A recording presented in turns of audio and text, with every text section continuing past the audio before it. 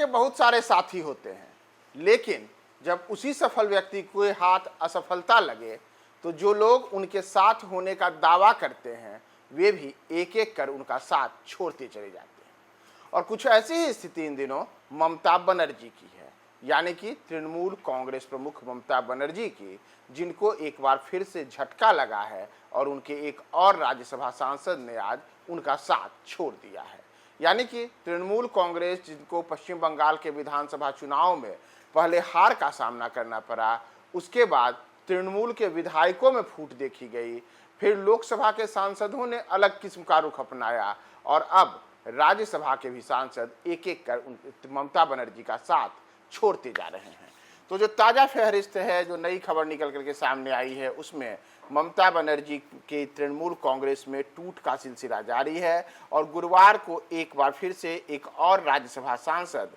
यानी कि प्रकाश चिक बराइक ने इस्तीफा दे दिया है। तो पिछले 4 दिनों में तृणमूल कांग्रेस के ये तीसरे राज्यसभा सांसद हैं जिन्होंने ममता बनर्जी का साथ छोड़ा है। और पहले दिन जहां सुष्मिता देव ने रिजाइन किया था, वहीं 8 जून को सुखेंदु रे ने पार्टी और सांसद की सदस्यता से इस्तीफा दिया था, जबकि टीएमसी के अब ये तीसरे सांसद हैं राज्यसभा के प्रकाश चिकबराइक, जिन्होंने अपना इस्तीफा दिया है। तो इस प्रकार से ममता बनर्जी को पहले पश्चिम बंगाल के विधानसभा चुनाव में झटका लगा, फिर उनके विधायकों में टूट देखी गई, लोकसभा के सांसदों ने अलग गुट बना करके संसद में अपने आप को पेश करने की कोशिश की है और इन तमाम चीज़ों के बीच राज्यसभा में भी एक एक कर ममता बनर्जी के सांसदों का टूटने का सिलसिला जारी है। तो दरअसल अगर हम देखें तो तृणमूल कांग्रेस यानी कि ममता बनर्जी की पार्टी की लोकसभा में कुल 28 में से 20 और राज्यसभा में 13 में से 3 सांसद यानी कि कुल 23 सांसद उनका साथ छोड़ चुके हैं।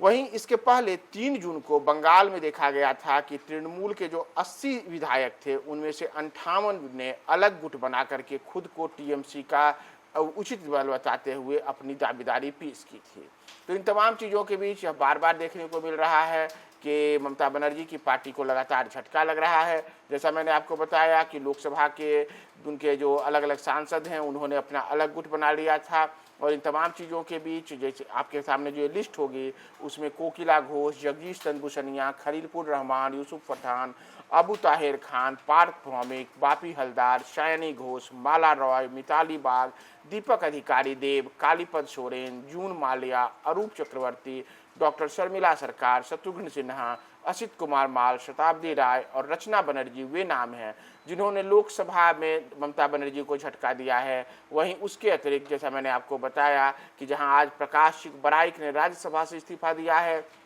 तो इसके पहले सुष्मिता देव का हम सब ने देखा था कि उन्होंने भी रिजाइन कर दिया था संसद की सदस्यता से यानी कि राज्यसभा सांसद के पद से। और सबसे पहले सुखेंदु राय ने पार्टी और सांसद की सदस्यता से इस्तीफा दिया था। तो ये लगातार 4 दिनों में तीसरा मौका है जब तृणमूल कांग्रेस को ये बड़ा झटका लगा है और जहां अब तक राज्यसभा में तृणमूल कांग्रेस के खाते में कुल 13 राज्यसभा के सांसद हुआ करते थे, तो उनमें से 3 के इस्तीफा देने के कारण अब केवल ममता बनर्जी की पार्टी के 10 ही राज्यसभा के सांसद बचे हैं। लोकसभा में अलग किस्म की गुटबाजी देखने को मिली है, विधानसभा में भी तृणमूल कांग्रेस के लिए अलग किस्म की परेशानियों का सामना है। तो जैसा मैंने आपको शुरू में ही कहा कि ये तमाम ऐसे चेहरे हैं जिन चेहरों ने एक दौर में ममता बनर्जी की सफलता के समय उनका साथ दिया, उनका हाथ पकड़ा और खुद को सांसद, विधायक और अन्य किस्म की सफलता के रास्ते पर चलाया। लेकिन जब अब ममता बनर्जी का फूल मुरझा चुका है,